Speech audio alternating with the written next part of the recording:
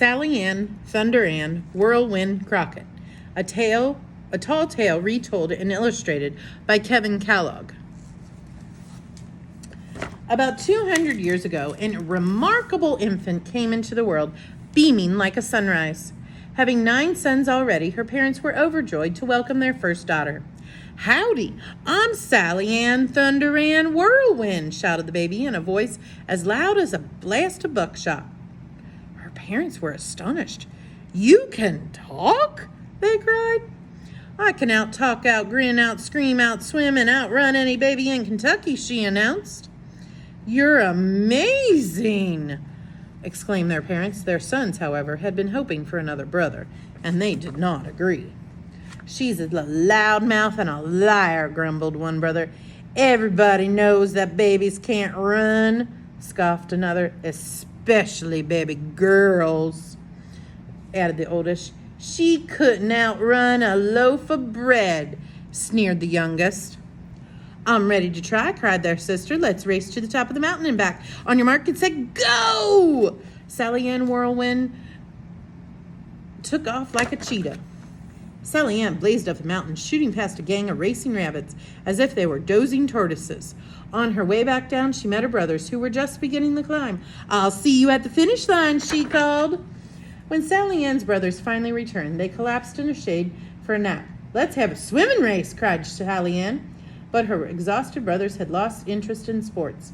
"We quit," they cried. Sally Ann dove underwater and went fishing with the otters. When an hour passed and she didn't resurface, her brothers became concerned. "Has she drowned?" they wondered.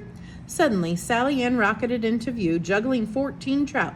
"Grease the griddle," she cried. "It's dinner time." Sally Ann's brothers finally admitted that their parents were right. "She's amazing," they agreed. Sally Ann continued to astonish folks throughout her childhood. When she was 1 year old, she beat the fastest runners in the state. At 4, she flipped the strongest arm wrestlers. At 7, she was the champion tug-of-war team. On her 8th birthday, Sally Ann decided she was grown up and ready for new challenges. "I'm off to the frontier," she announced. For several years, she lived with different animals and learned their habits. She loved life in the wilderness during every season except winter. Finally, the fierce cold drove her underground to hibernate with the bears. Deep in a cave that bristled with stalactites and stalagmites, Sally Ann snuggled close to a large, warm grizzly. Suddenly, the bear awakened, and Sally Ann felt the blast of terrible heat from his great oven-like mouth. It was clear that the bear was more interested in a snack than a roommate. But before the monster could swallow her, Sally Ann stunned him with a grin as bright as a flash of lightning. Over backward he went, rolling among the razor-sharp stalactites and stalagmites that skimmed him from his ears to his toes. Naked and embarrassed, the creature scrambled out of sight. "That was a close shave for both of us," cried Sally Ann. She wrapped herself in the bird's fur and set off in search of new adventures. That bearskin kept Sally Ann cozy for many winters as she grew tall and strong. But as the years rolled by, she became tired of living alone. One day she came upon an unhappy fellow who had dozed off while leaning against a tree and awakened to find himself stuck. 2 eagles were adding to his misery by yanking out his hair to line their nest. "You're in a pretty predicament, mister," exclaimed Sally Ann. "Let me give you a hand." Sally Ann tried to shoo away the eagles, but they fought like flapping flurries. So she let loose a wild scream that blasted the color off their heads and tails and left them as placid as pigeons. "Well, star-spangle my banner," cried Sally Ann, Thunder Ann Whirlwind. "I've just invented bald eagles." Unfortunately, the fellow Sally Ann was trying to escape had been knocked unconscious by her scream. Quickly, she hauled 6 rattlers out of a nearby snake den, knotted them together, and lassoed a branch. One sharp tug, and his head popped free. "He's kind of handsome," thought Sally Ann. "I'll freshen up and look my best before I nurse him back to health." Sally Ann grabbed a hornet's nest for a bonnet and fogged herself with the perfume of a passing skunk. Then she heaved her patient into the creek.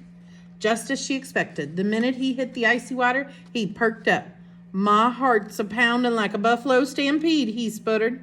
"So's mine," confessed Sally Ann. "My name's David Crockett. Marry me," he exclaimed. Sally Ann was astonished to learn that she had rescued the most famous woodsman in America. Lightning flashed between them, and they fell head over heels in love. The happy couple celebrated their wedding with a batch of eggnog, and then they settled down in a farmhouse with a fine view of the Mississippi River.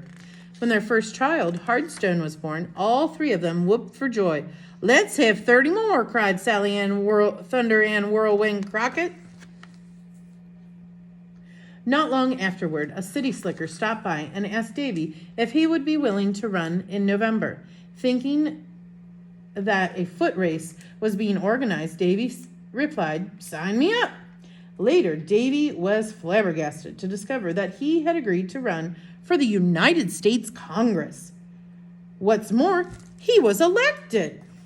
As soon as Davy left for Washington, D.C., Sally Ann started having trouble with gators.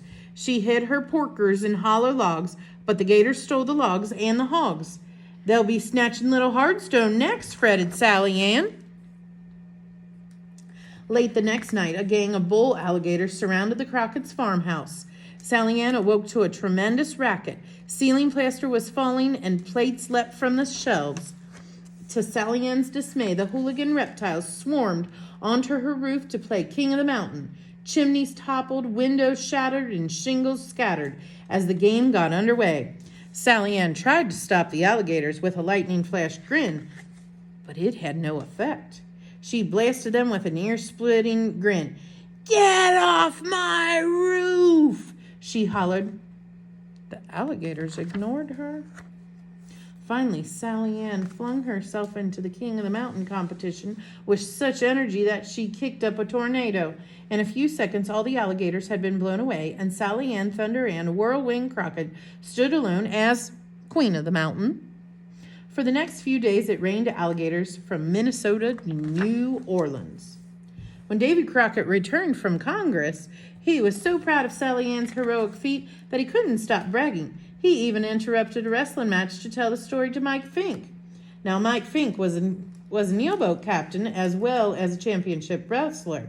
He had tangled with alligators up and down the Mississippi, and he couldn't believe that anyone had trounced a whole tribe of critters at once.